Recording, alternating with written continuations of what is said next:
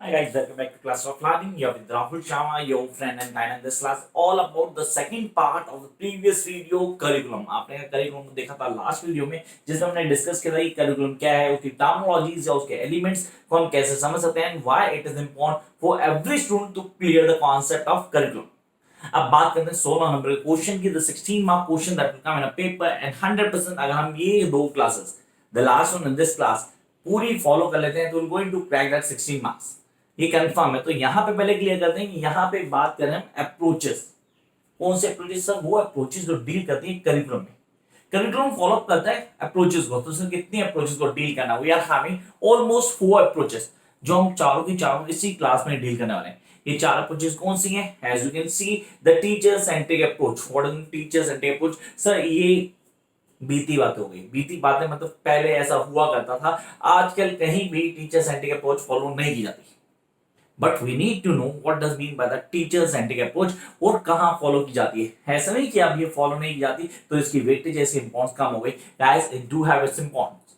पुरानी चीजें टाइम के साथ चली जाती है, एग्री, बट उनकी वेटेज रहती है क्योंकि जब वो थी तो उनकी वैल्यू थी और आज वो नहीं है तो उन्हीं के बेसिस से बाकी चीजें बनती हैं।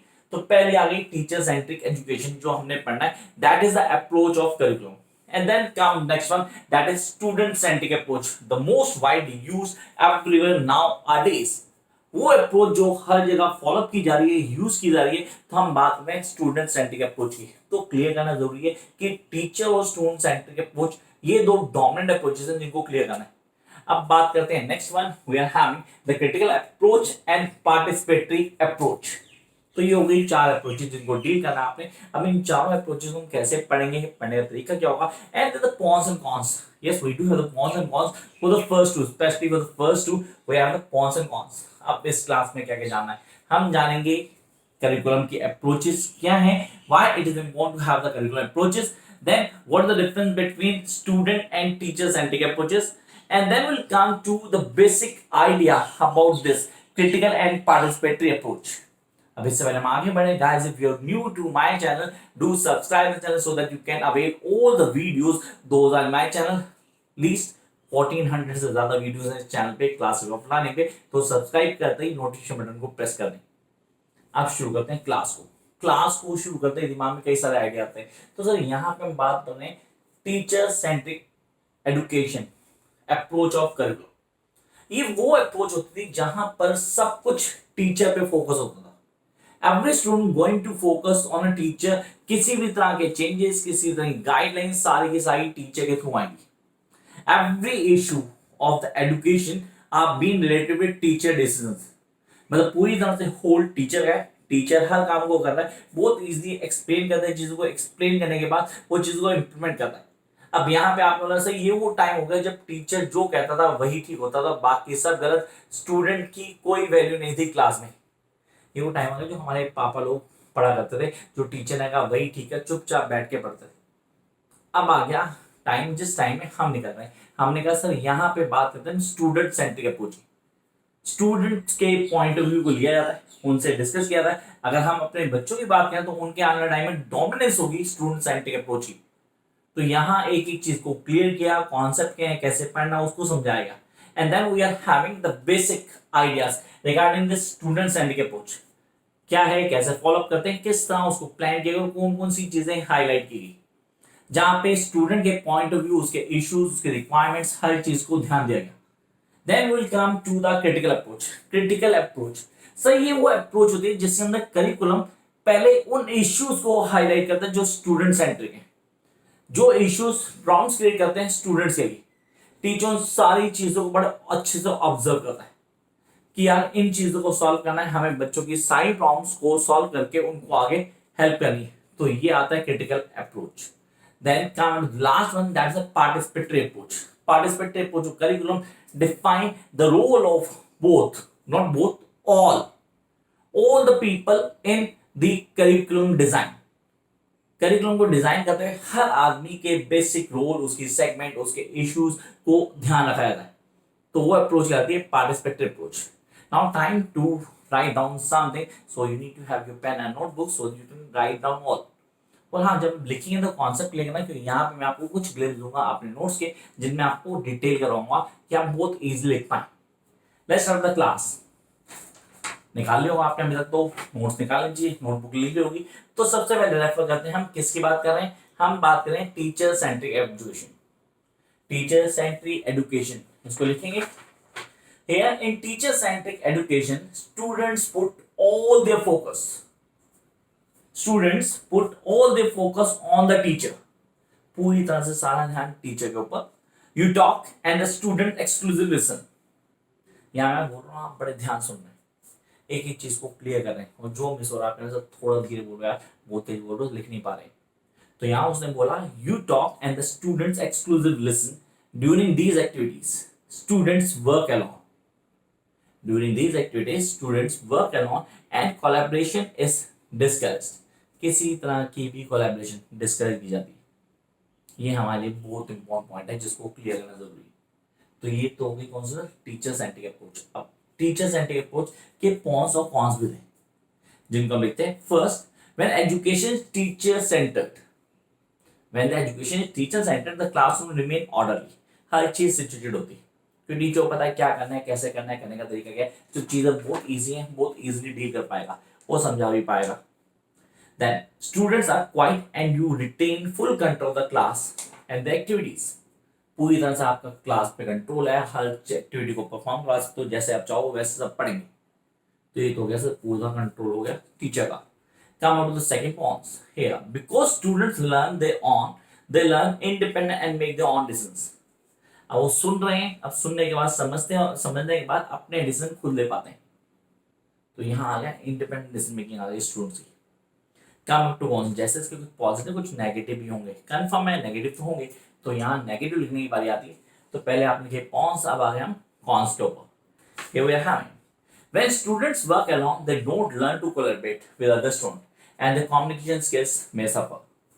तो यहाँ पे कोई एफर्ट नहीं हुआ, जिससे हमने बोला मिल के काम करना, वो टीम वर्क तो मिस हो गया, क्योंकि हर आदमी सुन रहा है, अपने आप से अंदाजा लगा रहा है, अपने आप काम कर रहा है, तो उसमें स्पिरिट जो कोलैबोरेशन जो टीम स्पिरिट थी वो मिस हो गई। तो ये माइनस पॉइंट आ गया पहला टीचर सेंटर्ड एजुकेशन का। Second, teacher centred instructions can be boring for student. कई बार बहुत बोर होता है, क्या यहाँ से समझ नहीं आ रहा, I am getting things clear, मुझे इंटरेस्ट नहीं आ रहा, ऐसा होता है कई बार। Then their mind may wonder that they miss important facts। वो कुछ भी सोचना चाहते हैं बीच में, तो जब भी बीच में कुछ सोचने जाते हैं तो जो मेजर पॉइंट होते हैं वो स्लिप होते हैं। तो यहाँ हो गया स्किप, तो पॉइंट नेगेटिव होगा आपके लिए। Then come to the next point and that is student centered education। Here we are having, right now guys please लिखना इसको।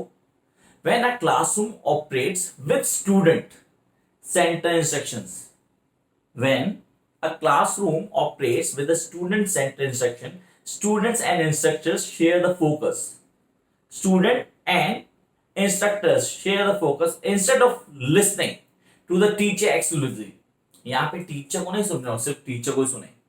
Students and teachers interact equally, वो आपस में इंटरेक्ट कर रहे हैं। सर ये समझ नहीं आया सर, इसको प्लीज दोबारा बताओ। तो अच्छा इसको ऐसे भी कर सकते हैं, अच्छा सर इस आंसर को ऐसा लिख के ऐसे लिखा है, तो ये इंटरेक्शन होती है हम लोगों की। Group work is encouraged and the students learn to collaborate and communicate with one another। यहाँ पे ग्रुप वर्क पे ध्यान दिया था, चलो यार तुम चाहो मिलके काम करो, मैं भी आता हूँ। कई बार टीचर ने कहा अच्छा आप लोग क्लास में डिस्कस करो, I am coming after 15 minutes, फिर हम डिस्कस करेंगे दूसरा पॉइंट। ये होता है, जिससे क्या होता है टीम स्पिरिट बढ़ती है, कोलैबोरेशन बढ़ता है बच्चों के बीच में, चीजों को समझ पाते हैं। Then jump to the pros and cons। Yes, we have the pros and cons। Come up the first positive thing, students learn important communication and collaborative skills through group work। Team work है यहाँ पे, जो वहां negative था यहाँ positive हो गया, यहाँ जो नेगेटिव था यहाँ पॉजिटिव हो गया, तो यहाँ टीम वर्क बन गया, बच्चे आपस में कोऑपरेट कर रहे हैं, मिलके काम कर पा रहे हैं। Then student learn to direct their own learning, ask question and competitively, पूरी तरह कर पा रहे हैं, क्वेश्चन कर पा रहे हैं, उनको पता है किस चीज को कैसे करना है, और अपने आइडियाज को इम्पार्ट कर पा रहे हैं। Come up to the negatives। First negative, because students are talking, classroom are often be noisy and undisciplined। वहां डिसिप्लिन था कि टीचर बोल रहा था, बाकी सब फॉलो कर रहे थे, यहाँ स्टूडेंट बोल रहे थे बीच में, कहीं पीछे लगे होते हैं बड़े सारे आपने देखे होंगे, तो यहाँ पे नॉइज हो गई। Next, teacher may have to attempt to manage all students actively at once, which was difficult when the students were working on the stages of the products. आपने कहा हर स्टूडेंट अलग सब्जेक्ट पे अलग स्टेज पे काम कर रहे हैं, आप टीचर कैसे सबको मैनेज करेगा? पॉसिबल नहीं है। Everybody have their own group, they are making their own statements, उसके बाद असेसमेंट कर रहे हैं, तो it's not possible teacher to manage all at once. तो ये पॉइंट हमें क्लियर होता है। Then we jump to the next part, that is the critical approach to curriculum. किसकी बात कर रहे हैं? Critical approach की। Here, what does mean critical approach? I've told you earlier. The critical approach assumes. Please write down, लिख रहे हो यार? अच्छा, पहले दो क्लियर हो गए, बहुत इजीली क्लियर हो गए, कॉन्सेप्ट वही था। अब आगे दो के ऊपर, that is the critical approach, and then we're going to work out the participatory approach. Critical. The critical approach assumes that education is value-laden process. पूरी तरह वैल्यू एडेड प्रोसेस है। Learners actively create knowledge as they participate in learning and taking critical look at who has the power and when impact that power has on the lives of others. It means हर issue को क्या किया जाएगा, यहाँ ध्यान दिया जाएगा, किस पे करना है काम, कैसे करना है, करने का क्या तरीका होगा, किन कॉन्सेप्ट को समझना है, सारी चीजें क्लियर की जाएगी। Now right on this is really important. In developing critical curriculum, teacher must first learn about important issues in their students' lives, in the life of their students, through conversation, journaling, discussion and lot of listening. इसमें critical approach में this research enables teacher to identify issues that relate to the experience and concerns students identity. यहाँ हर student को point of clear करने के लिए हमें critically उसको जज करना, किन इश्यूज को डील कर रहा है, क्या सर्कमस्टांसेस जो फेस कर रहा है बच्चा, तो उनको ध्यान रखें यहाँ। तो ये हो गया सर कहाँ पे, formation of critical curriculum. Come up to the last, that is participatory approach. What is the participatory approach? I have told you earlier, here we are going to have the role of each and every sector in curriculum development. It has potential for improving the quality of education at all levels. देखो first line ही पूरा clear कर दी। It has potential for improving the quality of education at all levels, but clearly it is more likely to be applied where there is a relative autonomy of educational institutions. Where there is a relative autonomy for education institutions and individuals to plan and implement innovative curriculum development approaches. Her individual की एक अलग जगह है जहां वो अपने ideas indulge कर सकता है, कई इनोवेटिव आइडियाज ला सकता है। Then, since in most countries primary schooling and often secondary schooling is run by central ministry which develops a national curriculum, there is usually little freedom for the schools or the local education authorities to adopt this curriculum to local conditions. तो इसे adopt नहीं कर पाते। लेकिन जब हम बात करते हैं participatory, it means everybody can participate, वो अपने डिस्कशन दे सकते हैं, अपने आइडियाज दे सकते हैं। Through that ideas, their discussion or the value points, a new curriculum was being formed that is known as to be a participatory curriculum design या approach. तो यहाँ पे आपको क्लियर हुआ पूरा concept. For more videos, you need to like, share and subscribe. And now you can follow me on Insta by the name Class RAHUL. Catch you very soon with a new video. Bye guys.